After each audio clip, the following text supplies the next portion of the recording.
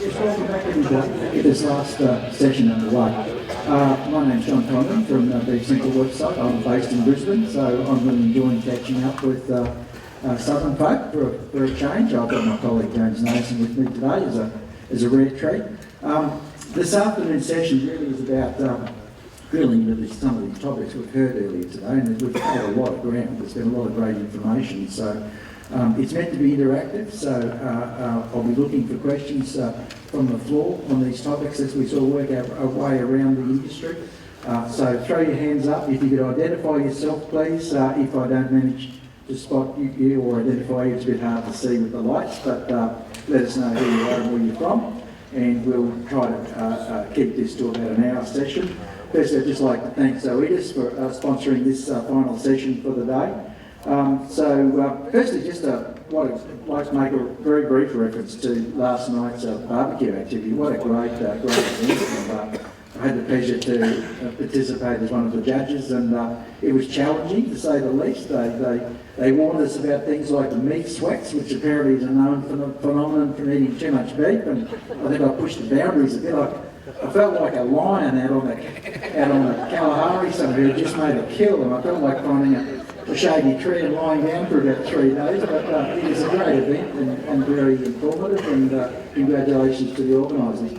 So as far as intros go, I mean, you've heard most of our speakers and panellists today speak earlier in the day, but I'll make special mention of Jason Strong, who's joined us this afternoon. Jason, of course, is the Managing Director of Meat and Livestock Australia as of a month or 6 weeks ago.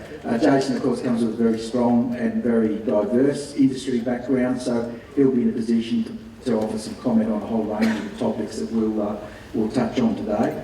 Sam White also joins me to my immediate right on the stage from Ball Blair of Guyra as the seedstock representative on the stage. So, I mean, we've covered the supply chain pretty much from one end to the other. So, we've got a great collective wisdom up here on the stage. So let's happily do it and make the most of it. Remember, there are no silly or bad questions. I mean, if there's topics there that you'd like to see covered, by all means, stick your hand up and let's get engaged. So firstly, I think let's start with Jason, because he hasn't had a chance to address the audience earlier today. Jason, just a couple of points, I think, just to sort of get the ball rolling with you. Have you had a long association with the Angus breed, firstly? Is there a connection there that goes back into your earlier career?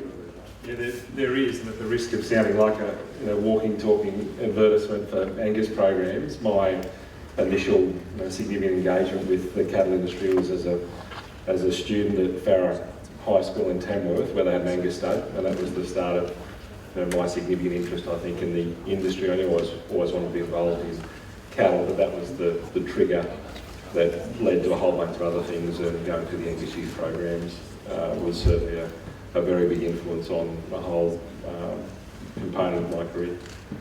So, you've only been in the job a short while, but have you yet sort of defined some of the challenges that you see, the major challenges facing the industry going forward that are really going to need attention?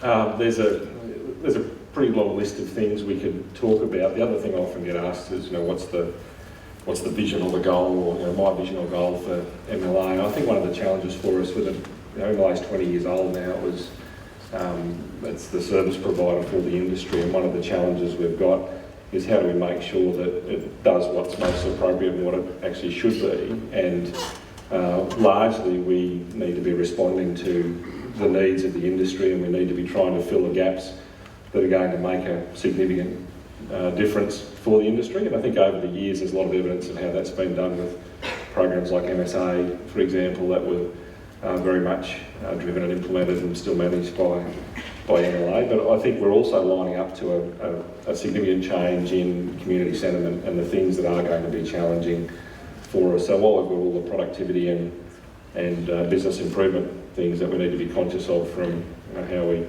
manage our finances to how we manage our genetics and turn off our cattle and manage our pastures and feed base and all those sorts of things, where I think we're going to be more and more driven by external influences that are more overarching things that are putting pressure on us, like animal welfare and sustainability. Is there do you think we've got a fairly wide cross-section of the supply chain or the value chain here?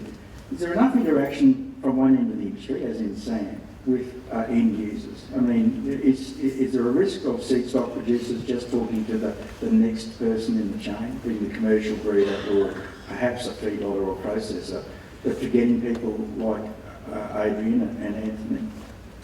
Yeah, I think the answer to your first question is absolutely there isn't enough interaction across the supply chain. And only yesterday at a board meeting we were talking, and somebody was pointing out the nuance between a supply chain and a value chain. And people talk about a value chain in our sector, they're just being cute because it's really not. We have a supply chain that's driven very much by supply and demand, and from when Sam makes a breeding decision through to when a steak goes on a plate in a restaurant, there's 8 or 10 sets of trades that are generally made through that supply chain. There's only a couple of them that are consistently have any interest in the consumer from a decision-making point of view, and that's a fundamental problem for us as far as how we actually create and capture value when we have such a significant disconnect at most of the decision points from the consumer where the value is ultimately created. Okay. Sam, would you like to add a seedstock perspective to that? Do you feel not you personally, but your cohort of seedstock producers, are they aware, or is there an appetite to sort of try to pick these signals up perhaps earlier than would otherwise be the case by engaging with the Adrians and the Anthonys of this world? John, thanks for the question and thanks for the opportunity to be here. The answer is I think the seedstock industry has evolved significantly. The level of sophistication and the level of intelligence that each of the seedstock operations has meant that they've got closer to these guys, and if they haven't, they will. Certainly our relationship with Vic Meats has been significant and unbelievable through Ranges Valley, who are here today. So, I know a lot of seedstock operators in the audience are doing very similar things. So, look, it's happening. Is it happening quick enough? Perhaps not, but if we look, as Kent presented in his thing, what's going to be happening in 2030, I think we'll be a lot closer to these guys than to these guys, and we'll be listening, and we are listening already. Yeah. Okay, what about from your end, Adrian? You're the opposite end of the spectrum. What do you see? Do you engage with seedstock producers in any significant way? No, the answer is no. Not yet, I suppose, but for my thing, and I think this is where an environment like this is great. I mean, you're listening to what I'm talking about when I purchase meat and what I'm looking for, and that goes back to you guys, and you guys are thinking about, okay, that's what they want. Let's work on that sort of stuff. Let's work on getting really good quality, which is what we're after. That's my thing that I'm after, is the quality. So it sort of gives you the idea, not necessarily size or shape. It's that quality. Eating texture, it's that quality enjoyment. That's the thing that I'm after, and that's the thing that I'm hoping you guys pick up on. Yeah, I mean, Anthony, you're a great beef industry advocate. Do you feel that your engagement with the other sectors of the chain is significant, and is there a need for greater work in that sort of space? John, as you know, there's not a politically correct bone in my body, and the answer is no, and it's a massive no. We don't celebrate what these guys do enough. It's not talked about, the message doesn't get out there. At the end of the day, this country has the hardest working, the best, the most innovative producers and farmers in the world, yet who tends to get the limelight and the bulk of the limelight are people like me, people like Adrian, other chefs, the other end of the chain. And there has to be, and no offence, Jason, you guys spend millions of dollars on really funny ads once a year at Australia Day and all that sort of stuff, but not once is a farmer mentioned or our producers or growers or whatever, you know what I mean? And I just, without these guys, we've got nothing. You can clap, I need all the help I can get up here, because I reckon Jason's going to stab me by the end of the... No, on a serious note, no. Short answer. Let's wind back to earlier today when Adrian first spoke, and Adrian raised some interesting points here. I mean, he talked about his passion for simple food and that sort of thing, but at the same time, there's a lot of technology starting to emerge in beef that unheard of only 5 or 10 years ago, and I refer to things like combi ovens and sous vide cooking baths and even home dry aging cabinets for home use. You know, what does this mean for the beef industry? I mean, are there technologies and sort of developments happening in this space with this whole foodie fad thing, which is sort of changing the traditional, conventional perception of beef and how it's used? You know, is this something to be that we should be embracing more, do you think? Of course. I mean, the more people get involved in what they're eating, the more interested, the more they're going to get excited about it, the more equipment they buy, the more they're going to cook. And the end result of that is the better the experience.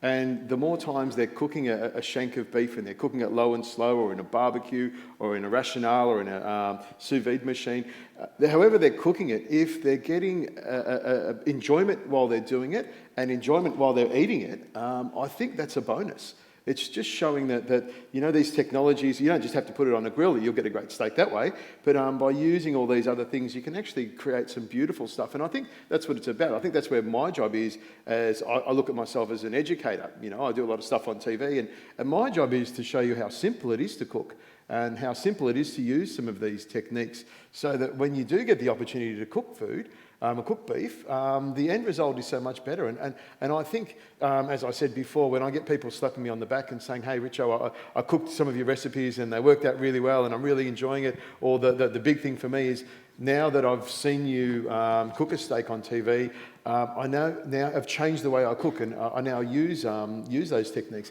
To me, that's a great thing, and I think the end result, if the customer, if the punter, the person cooking the product that we all have a say in, is having a better experience, it's better for all of us.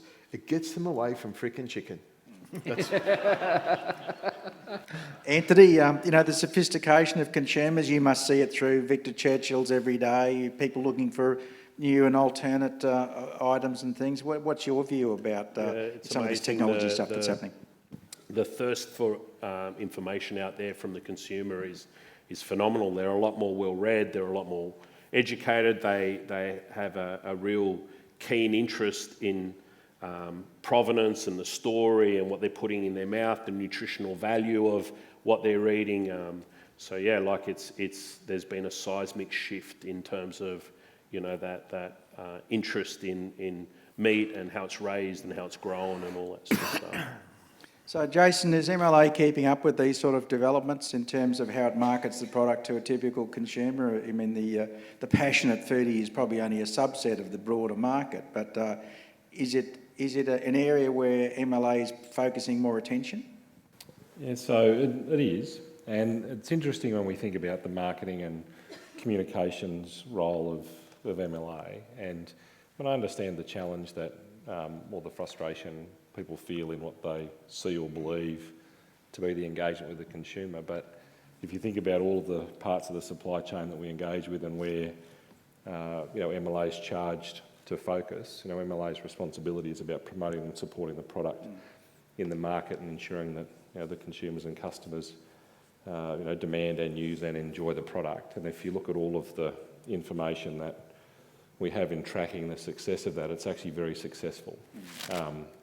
So the percentage of households that eat beef, the percentage of households that eat lamb, the consistency which they do that, their respect and appreciation for farmers is very high, as high as it's ever been. It's a very positive view of the industry and our producers and of the product. But we've had a miss in the way we've communicated that back to our levy payers. And we've seen quite a bit of that in the last, you know, few weeks or few months. You know, great timing, and particularly around the increased activist presence. And it highlighted two things.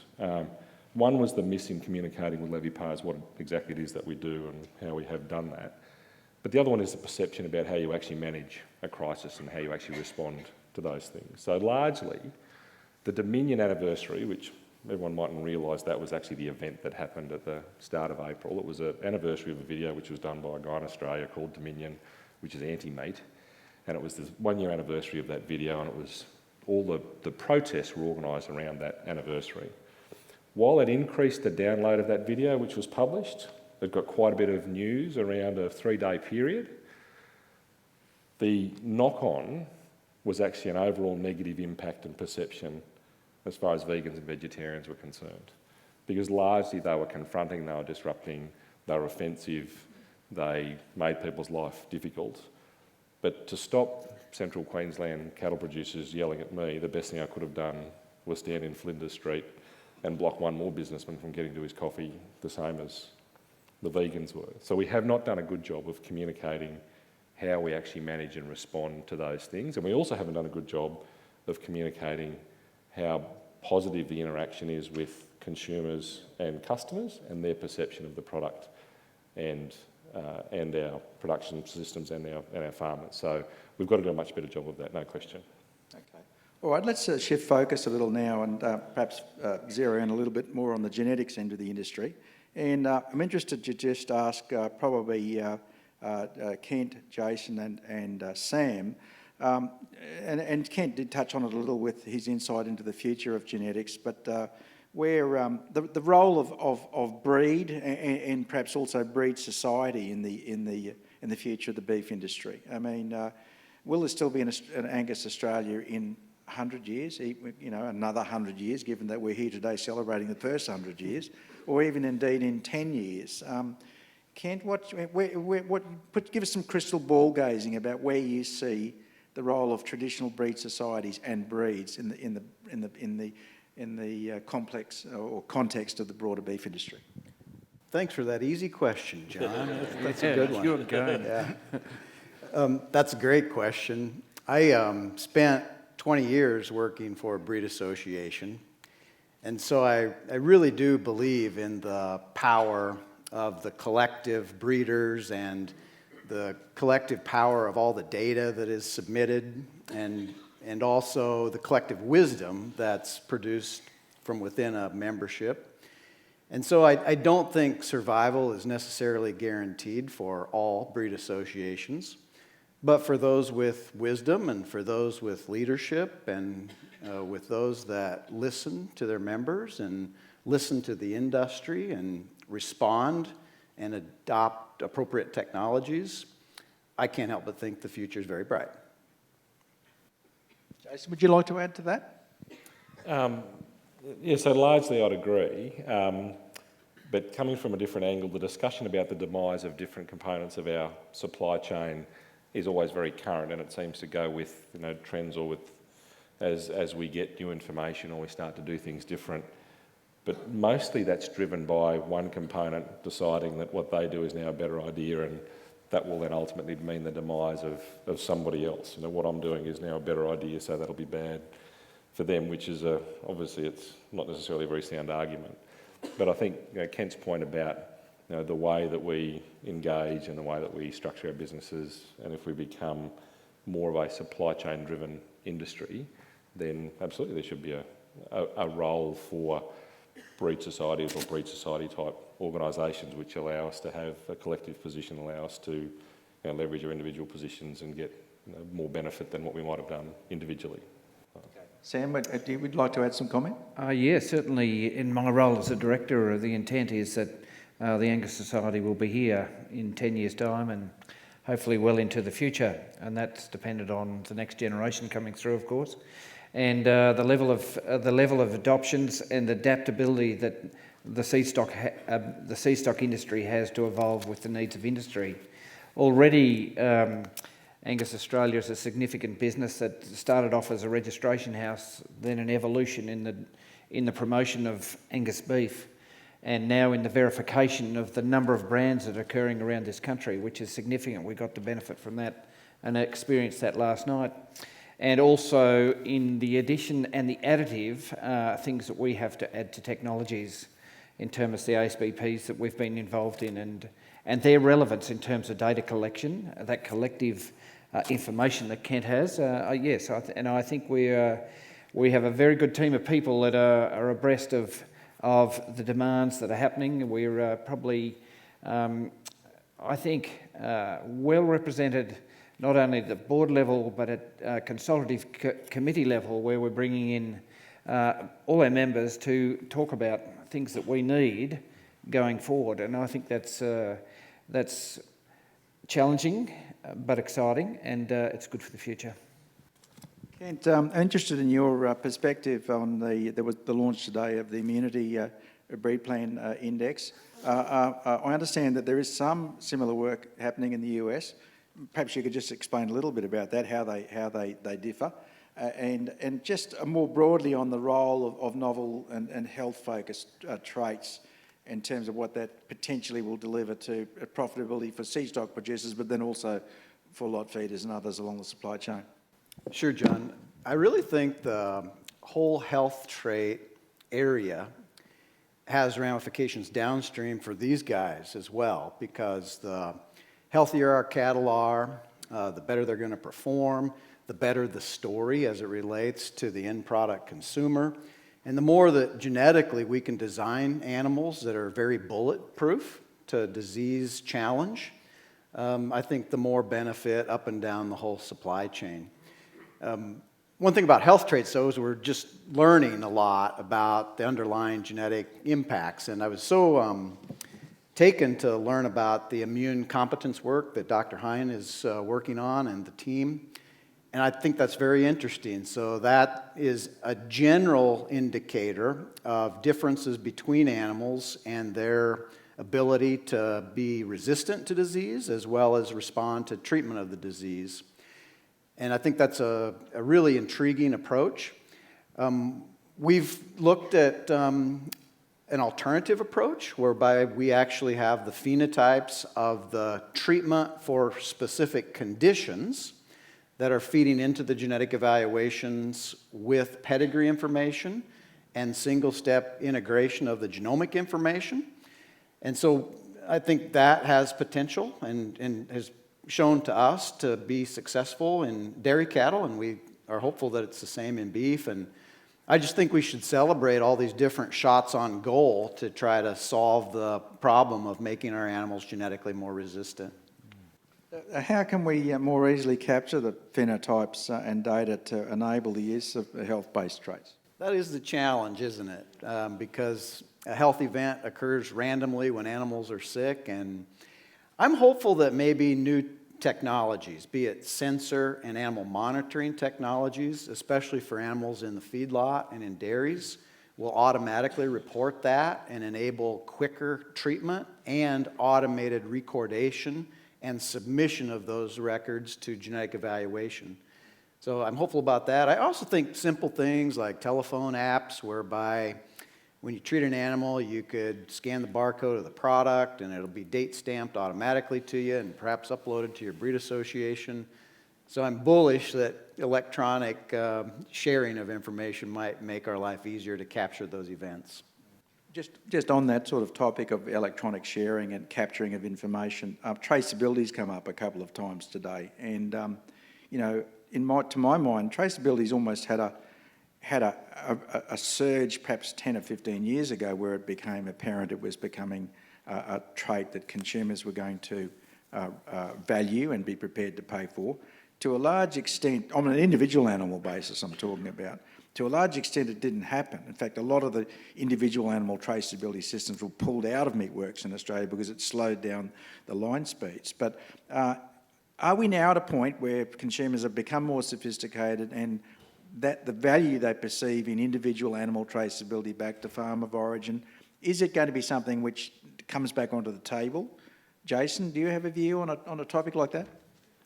I think we can run an argument that it should, but we don't see any evidence that it is coming back. So I think we can run an argument to say that consumers want more information. They'd like to know more about individual animals, but you know, we're looking at some insights only yesterday, and while we can talk about a very complex suite of things that a consumer's interested in, when they're actually making a purchase decision, it's still reasonably quick and reasonably simple and rudimentary as far as what they take in. So I think we don't have any evidence at the moment that there would be value in individual animal traceability through to the actual retail pack. But I think the argument is more plausible now, when we say if all of these things are right about consumers' interest in meat quality and where it actually came from and the provenance and treatments of the product, then that leads to individual identification and traceability. But we're not seeing the commercial driver of that yet. Anthony, you made an interesting point during your presentation, I thought, where you warned the Angus sector about the risks of brand fatigue, probably would be the term I would use for it. And I suppose it's evidence of Angus being a victim of its own success to a large extent, where there is just such an abundance of Angus-related beef brands, and I'm sure Kent sees exactly the same thing in the United States. Do we run the risk of inundating the branded beef space with too many Angus brands, in your opinion? No, as long as they're legitimately Angus breeds and brands. Like, I sort of disagree a little bit with Jason on that whole, I suppose, traceability sort of piece.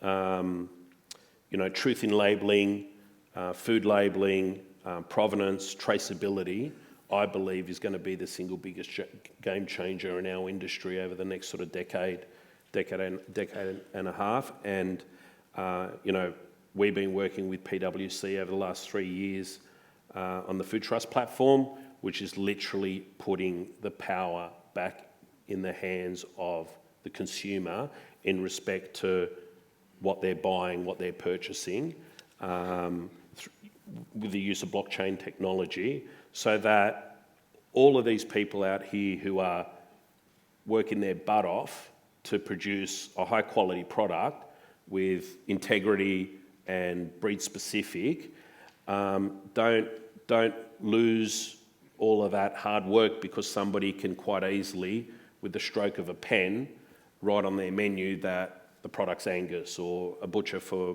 them to put Angus on their sort of, so this whole counterfeit, mislabeling, truth in labelling thing, for me, I think, I believe, for example, for the Angus Society, that it's the single most important thing that they should be focusing on in order to give them longevity in respect to sort of what they're doing.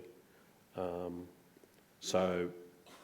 think information is king, and people want to know the truth.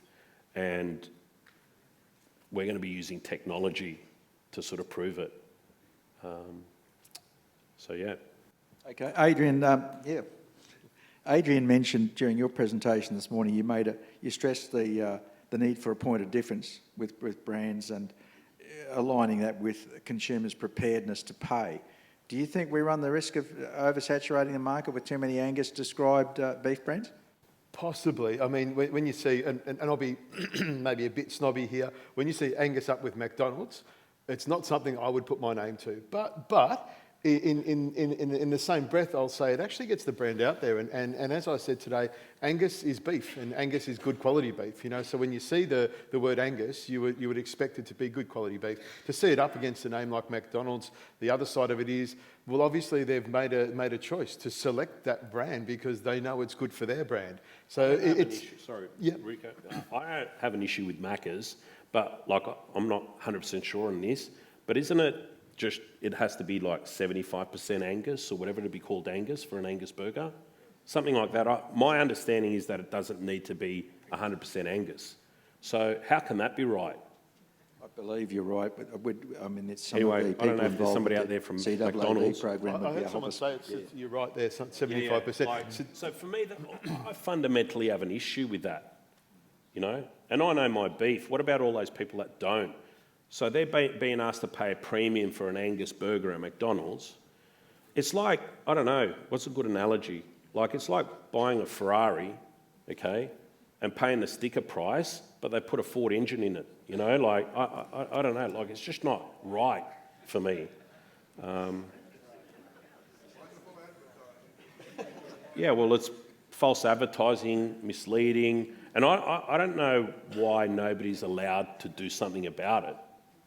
Why it just gets let through to the keeper type stuff, and And that's what I'm worried most about our industry, because, you know, the decision of what goes on your plate is being made by fewer and fewer people. You know, the industry's seen a huge rationalisation in terms of processors and abattoirs. Our top 3 biggest processors are foreign-owned. I don't know, what is it? JBS, Tees and Nippon are responsible for 60 or 70 or... Oh, I didn't think it was that high, but Six, it's high, yeah. Yeah, it's high. 60 or 70% of the beef that's processed in this country. The supermarkets, the 2 majors, dominate the bulk of the grocery spend that every single Australian makes, to the peril of the local butcher. Like, I don't know who lives in Albury here, but tell me how many butchers were in Albury 10 years ago or 20 years ago. Probably as many butchers as there was pubs, because there's probably about 20 pubs in Albury. Tell me how many butchers are in Albury now. And I think that's just like, so less and less people are deciding what goes on our plate, and I fundamentally have a massive issue and problem with that. It can't be good. We've got a question from the floor, and then I'll come back to Kent to ask his parallels with what's happening in the US in this front. Would you like to just identify your name, please? My name's Justin Newsom. I'm a commercial breeder from up near Glen Innes. My concern is that with all this technology and the chasing of like a silver bullet for like health, marbling, whatever, we're going to decrease the genetic potential of the breed, and that might be our ultimate demise. So, does someone want to respond to that? Sam, is that something you feel comfortable touching on? Justin, thanks, mate. I'm going to pass this one on to Kent, but I don't agree. I'm not sure that I agree with you. We've seen an evolution of the use of technologies to assist with breeding decisions over the last 30 to 40 years, which has been significant, and they have advanced our breed. And as it was pointed out in a number of the talks today, is, you know, we're advancing growth, we're advancing carcass, we're better than what we were 10 years, we're better than what we were 20 years ago, and if we're not, well, perhaps as seedstock producers, we should all perhaps not be doing our job, but I think we are, if you know what I mean. So the additions of technologies are allowing us to make better decisions. I'm not in favour of not having them, if you know what I mean. I think they're there to help us. Kent. Yeah, I believe it is true that if unmanaged, we could decrease our diversity. But we have more powerful tools now to manage that than ever before. So we've got the time-tested, recorded pedigree information to manage inbreeding. We've layered on top of that parentage verification. We can, if so desired, layer on top of that genomic estimates for inbreeding. And then we talked about it earlier today, there's decision support that helps us allocate our mating decisions to keep the adequate amount of diversity there. So I really do think we have better tools today than ever before to make sure that we maintain diversity. So that's, you know, those in pursuit of balanced breeding objectives. There's also some wonderful achievements to be celebrated. I mean, Steve Kay recently wrote on Beef Central about the colossal improvement in USDA prime grading. I think it's currently up around 8 or 9%, where I can remember early in my career writing when prime was about 3 or 4%. And we heard earlier today about programs in Australia like the Little Joe program from JBS, where we're looking at marble score 4 and better off grass.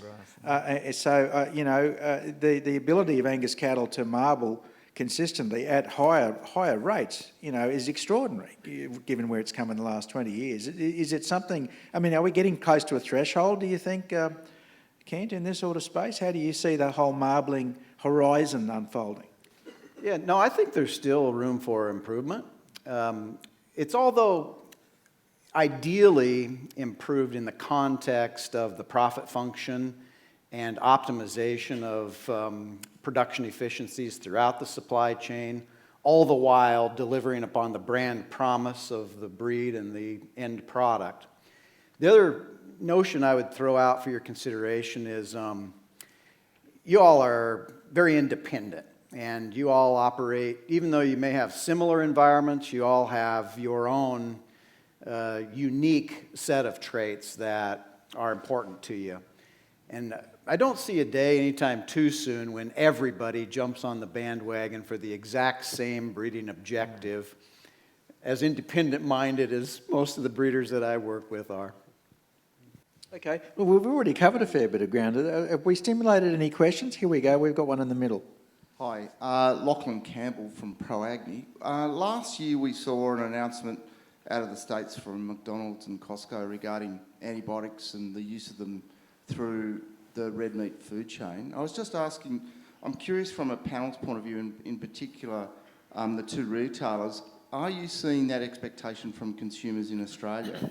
And if you are, how's that been met in terms of traceability and the understanding of how antibiotics are actually used to produce meat, both in feedlots and in open grazing? Me? Anthony, would you like to have a stab at that? I mean, we're assuming that that my understanding with hormones and antibiotics, that when they're actually processed, a lot of that is out of it, and they're only using them for and I might be right out of my depth here, but they're only using it for the initial part of their production when they're sick or they're taken off. A lot of the brands that are Little Joe, that sort of thing, there's no hormones, there's no antibiotics. They're the sorts of things that people are interested in and that I'm interested in using. That sort of... Good job. Yeah, I would Would you like to add to that? Yeah. I think it is true that consumers are sensitive to that, sometimes justifiable, some not. And I think we absolutely got to be good stewards of antibiotic use, as well as good stewards of building cattle that are genetically more bulletproof, and be good stewards of animal health programs where by virtue of vaccination, we don't have to treat animals. But I also think it's an animal well-being and an animal welfare if indeed, after all those things, one gets sick. I think it's only humane and good husbandry to treat that animal in a timely fashion under the direction of your veterinarian and try to get it better. And I think that middle road is good. And then kill it and eat it. And then kill it and eat it, yeah. I couldn't have said it better myself, but I'll add my 2 cents worth in. Like, we all know how successful the Never Ever sort of program that New Zealand ran for their industry has been, and New Zealand's the world leader in my opinion, in terms of branding and promoting their primary industry. And I think, yeah, without question, the consumer's massively concerned in respect to antibiotic use and hormone use, and people want to know how that animal was raised. But to your point, Ken, I totally get it. A sick animal, or that as long as it's done with discretion, and there's a huge animal welfare, animal husbandry sort of concern also there. So, but I'm no expert. Jason, what about some of the MLA's insights into consumer research into HCPs? Well, we've heard hormones mentioned, but also antibiotics. My understanding is that it's often one of these topics, particularly with HCPs, where it's only when consumers are prompted that it becomes a front-of-mind issue.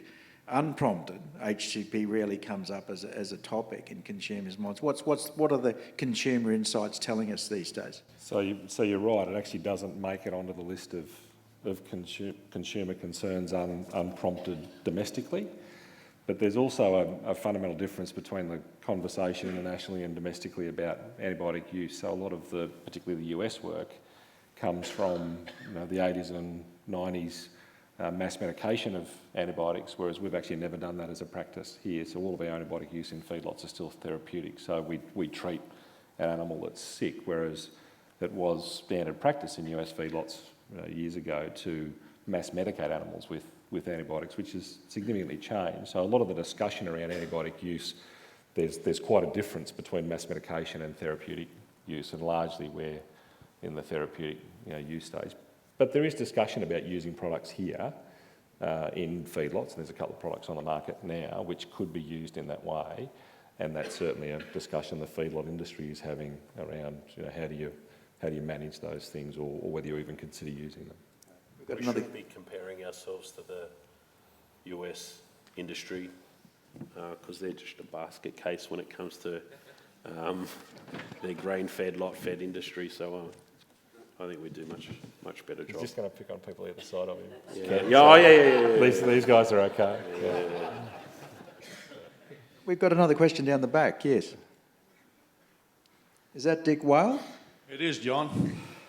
Just to help you a little bit with the US, I did a tour of the States last year, went to the BIF conference.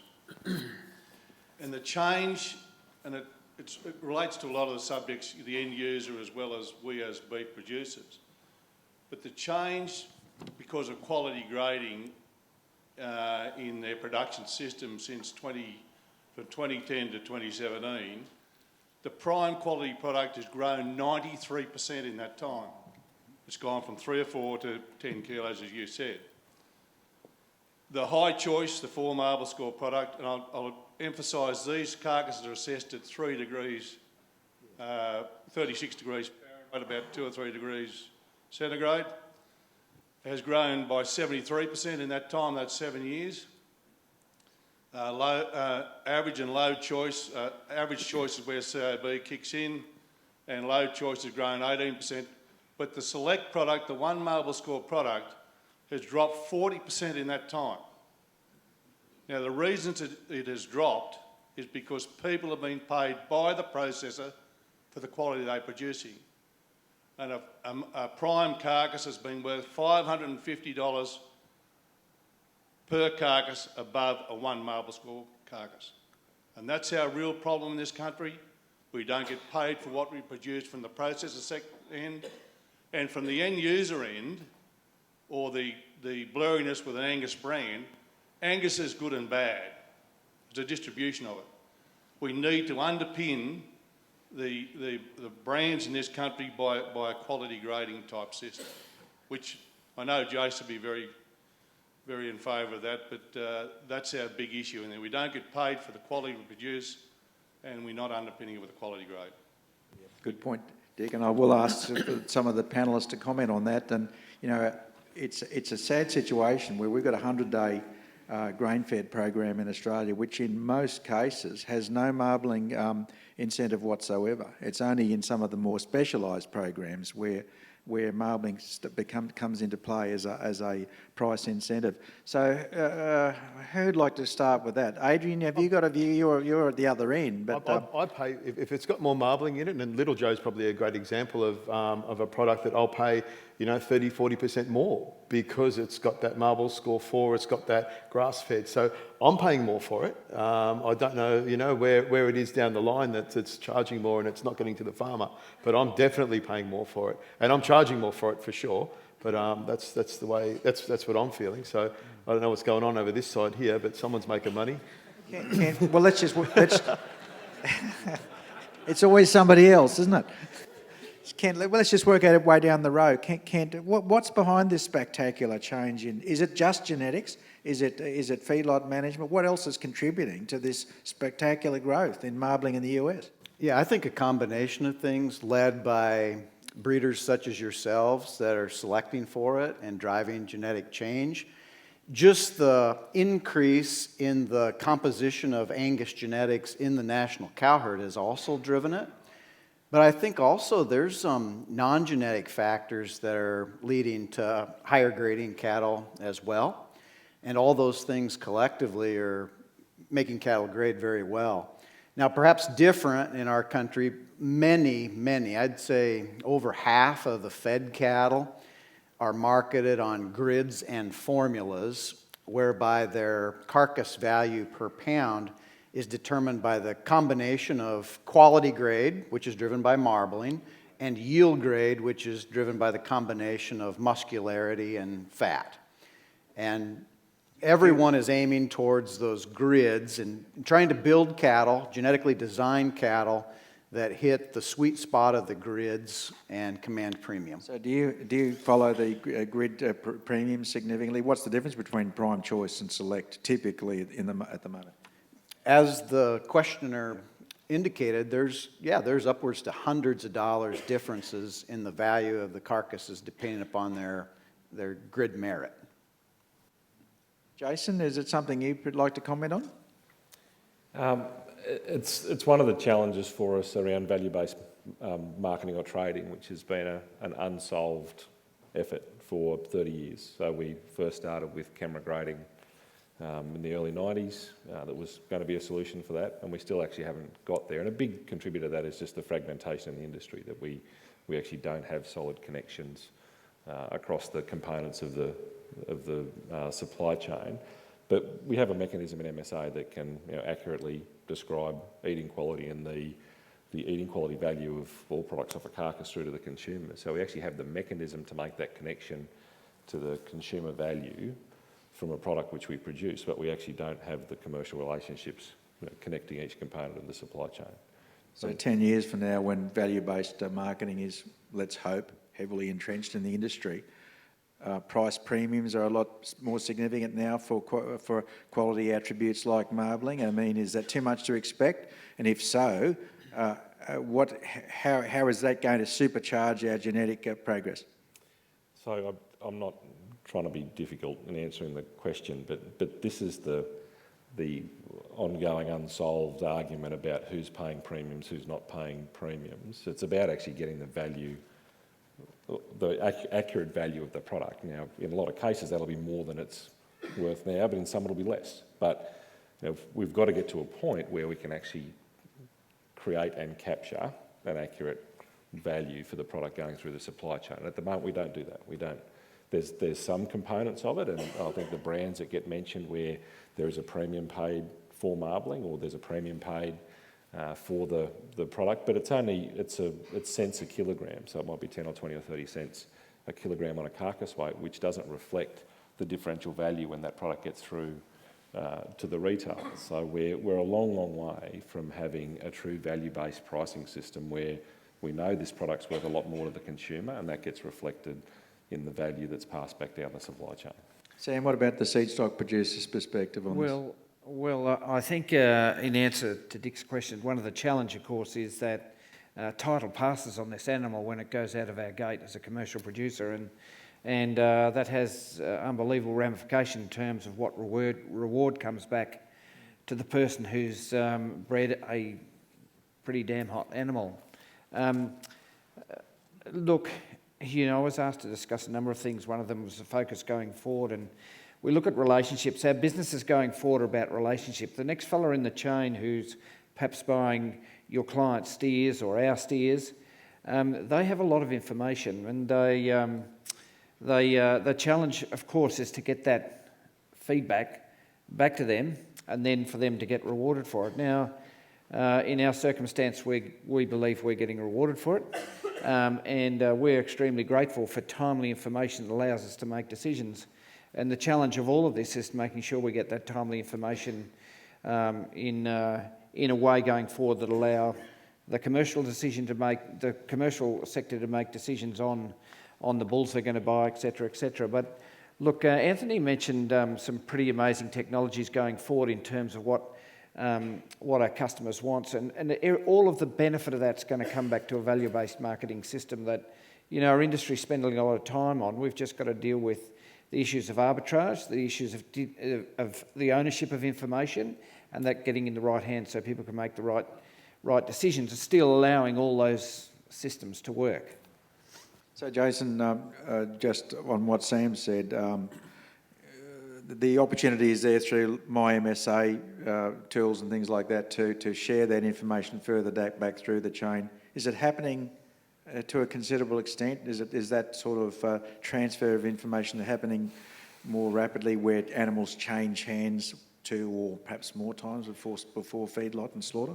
So the systems are getting better. So you are able to share information between 2 participants in the supply chain.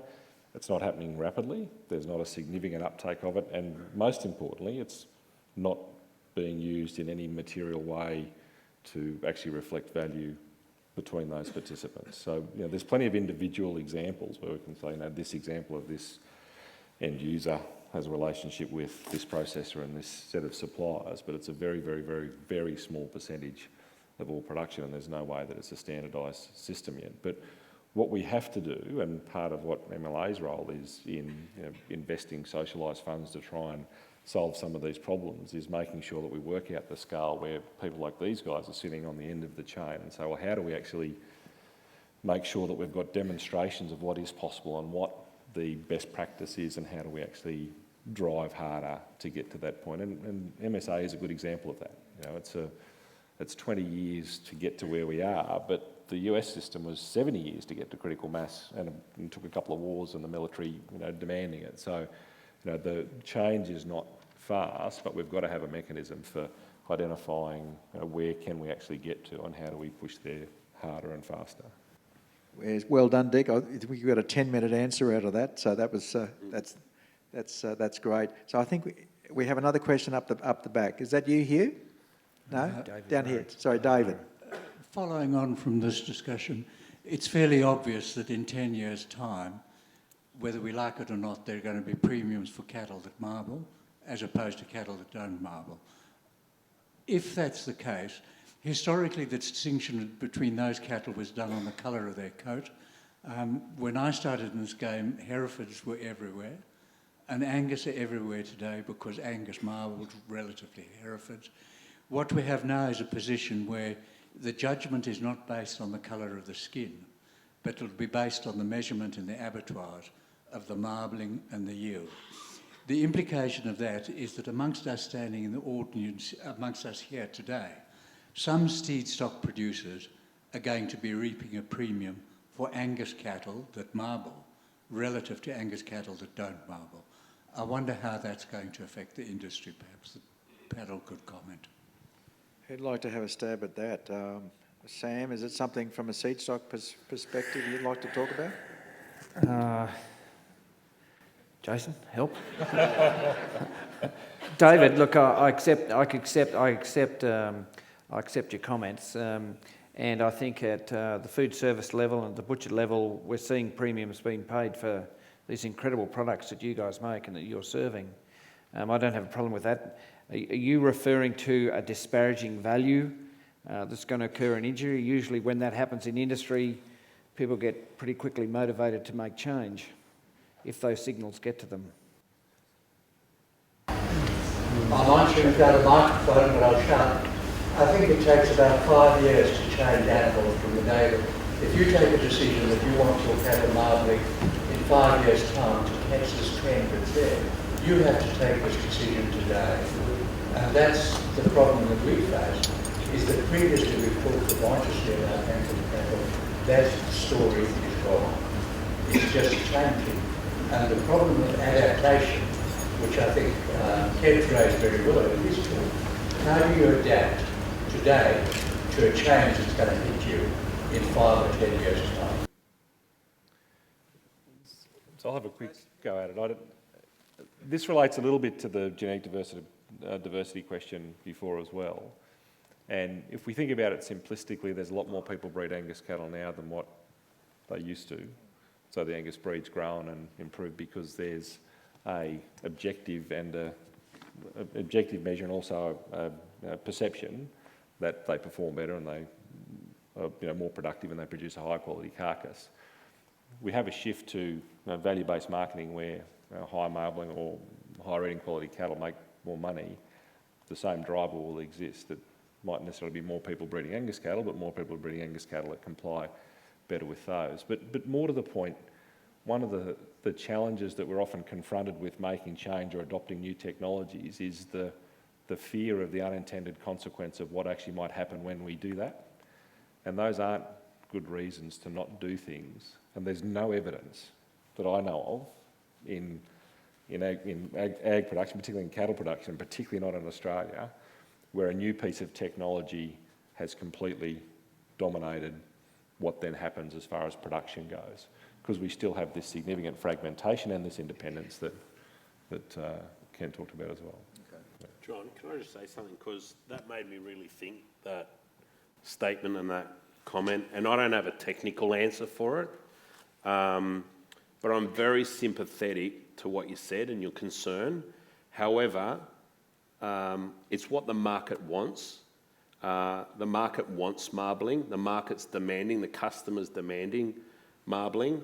They see it as a true indicator of quality and eating quality. And my only sort of comment and reply to you is that if you don't change with the market, you're at risk of being the Nokia, the Kodak of the meat industry. And I think that's a bigger concern. But I don't have a perfect answer for what you said, because it really resonated with me what you said. You know, it takes 5 years, 3 years, 4 years to adapt, to change. And what happens if you make that decision and then in 5 years' time, the market's changed to something else? It was amazing what you said. It was incredible. But unfortunately, at the moment, that's what the market wants. That's why the Wagyu industry has, you know, grown from zero to hero in such a short period of time, because marbling's seen as just a real true visual, quick indicator of eating quality. Anyway, Okay, great question. Yes, well, we've got time for a couple more. The microphone's down here with Dan from Zoetis first, and then we've got another one at the front here if we could, and we'll try to squeeze another 2 or 3 in. Thanks. I'd just like to speak as an ultimate consumer. When I go to a top quality restaurant, I expect to see top quality meat on that restaurant, and I'm willing to pay for that. But every other day I shop at my local butcher, and there's 2 that I buy from, and I'd call them quality butchers. They're not, your old school corner shop. But I still go to those top quality butchers and see 1 tray of porterhouse steak called porterhouse with 1 price on it. And if I'm wanting a marbling experience, or I'm wanting something to cook at home, I've got to go and hunt for it. So we talk about grading systems, we talk about grids for pricing, and I, sometimes is it push, is it pull? I'm not quite sure. It's a complex issue. But when I go to that meat tray, if there were 2 lines of porterhouse steak with 2 differing brandings and 2 different price points, I wouldn't be buying the dearest one every day of the week, but I would know where to go, as opposed to say, geez, I'd like that really top quality beef. I know the butcher, but he's a 40-minute drive because he's the only one that actually grades his meat trays. I'm happy to answer that one. Go for it. Just drive the 40 minutes. Go to a good butcher. If you want good meat, go to the person that's selling good meat. Be prepared to pay more for it. And you know what? The other butcher's going to work out that this guy's getting all the business because he's going to the trouble. I mean, we've got a great butcher here. That's what he does. And that's why, that's what people want now. And that's what you want. You want great meat, go and get it. That's simple. Or go grow your own animals and kill them on the property. That's the other way of doing it. But that's probably the simplest way to do it, and you answered it for yourself. Another one down the front here. Yeah, probably a question for Jason. It's Jim Wedge here. I'm a seedstock producer as well. What's happening with the DEXIS testing program? Is that something that MLA is endorsing these days? And is that a faster way that everybody in the industry can get feedback on quality and yields and all that sort of stuff? I don't know a lot about it personally. I'd just like to know your opinion on it. Yeah, so the question was about the DEXA technology, which is a type of X-ray technology which takes a very high-resolution detailed image of a carcass and gives you a breakdown of fat and bone and muscle. And there was an announcement that MLA made, I think 3 years ago, about spending a lot of money to put a DEXA in every processing plant. There was a minor issue with that announcement that hadn't really been cleared with the processors, so that created a little bit of a challenge for us. But the principle being that the industry was making a commitment, and it was largely the grass-fed and grain-fed cattle production industry was making a commitment to support the implementation of the DEXA technology. So there's 2 phases of that being implemented. So one's in lamb plants and the other one is in beef plants. There's currently, I think, 8 or 9 machines that are actually in plants. The industry's invested about $10 million in putting those in now. The ones in the lamb plants are up and running commercially, and we probably won't put any more money into the research and development of putting those machines in to make the initial measurements they do now. We might make some investment for them to generate information for robotic boning. On the beef side, I think we've got 3 plants with DEXAs in them now, which are operating and collecting information and are working well as far as particularly yield assessments are concerned. They're not giving a quality assessment yet, but the big thing that they will be instructive for is generating significant amounts of information on actual yield of animals. Looks like there might be some quality data, but it'll mostly be on yield. But they'll also be very integral to the testing and development of automated beef boning, which there's a number of projects which have been working on that recently. So the industry's still investing in it, still supporting that investment. It's only a reasonably small amount in the whole scheme of that part of the research and development program, but it's a pretty critical part, and it'll be very instructive, particularly for automation and value-based trading going forward. Should be a good way of producing, getting a better return on, if they have a better value. Absolutely, getting much higher quality data, which allows you to have a much more objective description of the value of a carcass, definitely. Kent, have you got much knowledge of some of the quality grading technologies in the US, which are, as I understand it, now in use in a commercial sense? I think it's the E+V cameras, but they're looking at the USDA grader type work to determine quality grades. I mean, how developed is it? Is it a growth potential there that you see happening? Yeah, I would say that most all the carcass data we get now out of our beef plants comes from the camera. So there's still a USDA grader and an inspector there, but the camera is used to very objectively evaluate both marbling as well as fat thickness and muscularity, and then compute the grade. And producers can not only get the data, but they can get the images of the carcasses themselves if you make arrangements ahead of time. And I think that's also one of the reasons we have cattle grading better than ever before. There's that much more objectivity and fairness in it rather than a subjective human element. Graders are still important, and they can override the camera if human judgment dictates so, but I really like the camera data. I had a DEXA scan a few months ago, Ken. Yes? Pretty marbled. Good. About a 6, 7. Good. And just enough outside the back, right? We've got one in the middle here, and we'll see how we're going. Richard Post from Gyre. I'm a seedstock and commercial producer. And it was a question for Jason, and I'd be interested, Jason, could you just speak a little bit about the EU market, given there's a lot of moving parts, and what your outlook is going forward for that, and any opportunities that may see premium restored? I'd be interested in your thoughts. So there's 2 very distinct components to the EU market at the moment. One's the broader EU 26 or 7 or whatever it ends up being. The other one is Brexit. And the Brexit process is largely a basket case. It's an example of how not being able to make a positive decision about anything at all has really constrained trade. But at the moment, our trade into the EU still continues on as it has done previously. So it's still going to be a high value market for us. Whether the UK comes in or goes out, it's not going to have a massive impact on the total volume opportunity. The biggest opportunity in the EU is going to be the free trade agreement, and the next round of negotiations is in July. Our beef exports into the EU have reduced from what they peaked at 2 or 3 years ago, so they're now about 13,000 or 14,000 tonnes. It's still our highest average price market that we have, but the main reason why it's reduced is around the administration of the grain-fed quota, which is more difficult to access now because it's made available on what's called a first-come, first-served basis. So every quarter you get a quarter of the quota available, and it's filled within about 3 weeks. And Uruguay and Argentina are filling a larger percentage of that. So that's the larger driver of the reduction in that quota. We still largely fill our grass-fed quota. Pricing is still very good for that, but the EU FTA will be the most significant improvement or increase in that market. So I think we've got time for one last question down the front here. Jason Brett from Queensland.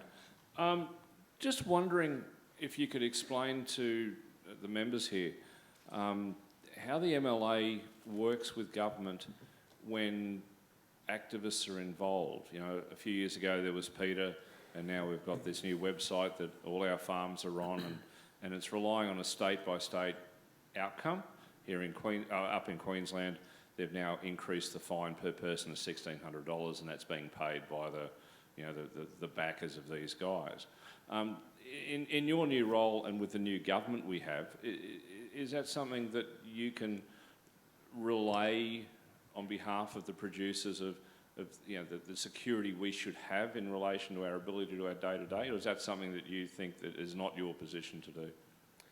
So there's a couple of components to this. So this is the most topical thing that we're dealing with at the moment, and the challenge is that not only is it not our role to engage with the government or with the broader industry on an advocacy basis, we're actually not allowed. Like, it's illegal. What compounds that is that the bodies or the people or the organisations or the representation that should be doing that isn't resourced well enough to actually do it. So what we can do and what we do is do as much as we possibly can to inform people and arm those who actually can advocate on those sorts of things. But still, there's a gap in being able to get that message out. So we're doing a lot of work in trying to backfill the ability of the people who can and should be responding to those things as much as we can. Can you identify who those people So are? it's an industry representative organisation. So it's ARMAC, it's Cattle Council, it's Sheep Producers, it's Right, Alpha, okay. it's So ACBAR the and- state farming organisations. It's the membership-based representative bodies. So research and development corporations, which is what MLA is, who have statutory funding agreements where we actually get money from the government that we match with your levies or commercial money that comes from other people to do research and development, and we have statutory funded levies, levy streams that we use for things like marketing. We cannot use those funds for advocacy around, and particularly around things that are or could be seen as political. Now, we can advocate for the industry that we're good producers, we do things the right way, we treat our animals well, we comply with welfare, we're sustainable, all of those, that's no problem at all. But it's anything that has any hint of political positioning about it, we just cannot do it. Now, we've walked that fine line quite a bit recently, but this is a real issue for us. So the things we are doing and we have to do. So we're doing everything we can to support those groups that should be doing this or are doing this. But we're also working on this other piece around, the community and the broader engagement and support and the messaging around the industry and the things we are doing well. There's some really confronting challenges with this where, and I mentioned the Dominion anniversary previously, or as confronting as this is for us, and it's really confronting, the level of media in the rural and regional areas around that specific issue was 3 times greater than the level of media exposure in the cities. So we actually saw more of it, 3 times more of it, than what our consumers or customers would do. We've actually got a consumer tracking report back this week that has covered the period when we've had this most active period, the most confronting experience that we've had in this area, and the confidence of consumers and the community in our products and our production systems and our people is as high as ever, as high as it has been the 3 months before, the year before. But the miss, like I mentioned earlier, is that we haven't done a good enough job of communicating with our levy payers and with the broader producers about what is being done and about what these things do actually mean. So this is, it's a really big issue for the industry, it's a really big issue for us. And some of the stats, there's about 8% of the population that are vegans or vegetarians. There's only a very small percent that are vegans, and like we should just let them go, right? So, of the vegetarians, they largely haven't changed in 10 years. It's about 1%, right? And we're talking about 7 or 8% of the population. 92% of households are still regular beef eaters. 76 or 7% of households are still regular lamb eaters. The sentiment and response back is still extremely positive about our products. The biggest contributor by 5-fold for the reduction in beef consumption is price. First world problem for us. So, and the next ones down are things like animal welfare. So price is over 50% of the driver for the reduction in consumption of the decision makers, and welfare and a range of other things that come in about 10%. So what are we doing? So we continue to engage with consumers and our customers, so making sure that we've got that very strong message that we have been going to them, and that's going well.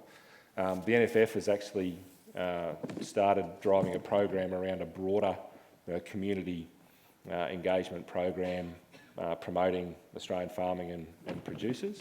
We'll also develop programs that are beef and lamb and goat specific to go in behind that. We're doing everything we can to support the industry organisations to make sure that they're as well informed as they can be, but we're also funding resources that can support them. We've actually set up a industry affairs unit within MLA, which becomes effectively an advisory group for the industry organisations around these specific issues that are becoming more prominent as the community sentiment's changing, and also will form part of the crisis response process that we go through. I don't know whether this is helpful or more scary, but the couple of incidents that you've seen, and there's 2 or 3 of them, particularly around the increase in the activists, were driven by the Dominion anniversary, but also by some specific events like the invasion of Lemon Tree Feedlot and a few other bits and pieces. Outside of that, there were 7 other significant industry crisis events that, as part of the things we were doing, actually never made it into the press. So even though it's bad, right, I absolutely do not want to give anybody the impression that we underestimate the importance or the seriousness of this issue. We've got some constraints around what we can do. We're doing everything we possibly can, but also, as an industry, we had not done enough getting prepared for this. It moved quicker than anybody expected. It arrived bigger than anybody expected, and we are playing a bit of catch up, but we certainly are trying. I could probably speak on behalf of, as a victim. I've been had demonstrations around my restaurant. I've had a restaurant full of people. I don't know what they were thinking, trying to demonstrate full of a whole lot of people that were coming in to eat suckling pig. But it was quite confronting, and it's not a nice thing to happen. I look at them like it's like a cult. That's what I look at it like. And being trolled on social media, I get lots of death threats and things from them. They're quite freaky, these people. They are quite confronting. But I sort of think it's the media that are it's a story and they bring it up. The less oxygen we give them, and the more confident we are in what we do, they'll just play around over here and be like Hare Krishnas, off they go, they'll do their little chant and then we just get on with business. I think that's the way we've got to look at it. Just tell them to piss off and get on with what you do. We all think they're freaks, and I mean, if you want to be a vegetarian, that's fine. If you want to be a vegan, that's fine. But it's when they come along and try and push it down your throat and tell you that what you're doing is evil, that you're murderous, all this sort of stuff. I did a Wheeler Institute talk in front of 1,400 people, why meat should be on the plate. I didn't realise, but I think most of those people were vegans and vegetarians. I've never been so scared in my life. But I believe in what we do, and I believe that we're doing the right thing. You know, we were put on this planet to eat meat, and that's what we do. We enjoy it as long as we're doing it properly, as long as we're being, you know, trying to do the right thing and trying to get better. You know, that's it. Excuse my language. There we go. Does that help? Yeah. Good. On that high note, we'll finish up this afternoon session. So before we leave the room, I'd just like again to acknowledge Zoetis' contribution to sponsoring this afternoon session. Dan, would you like to say a couple of words just to sign off? We've got a few at drinks, mate. Okay, so we'll hear from Zoetis at drinks tonight. So again, if you wouldn't mind joining me in thanking the panel, Adrian, Kent, Anthony, Jason and Sam. Great insights, I'm sure you'll agree, from right across the chain, and look to be able to tap into their collective experience and share some insights into these topics has been great. So we really appreciate your contribution, gentlemen, and look forward to having a beer with you shortly. Thanks very much.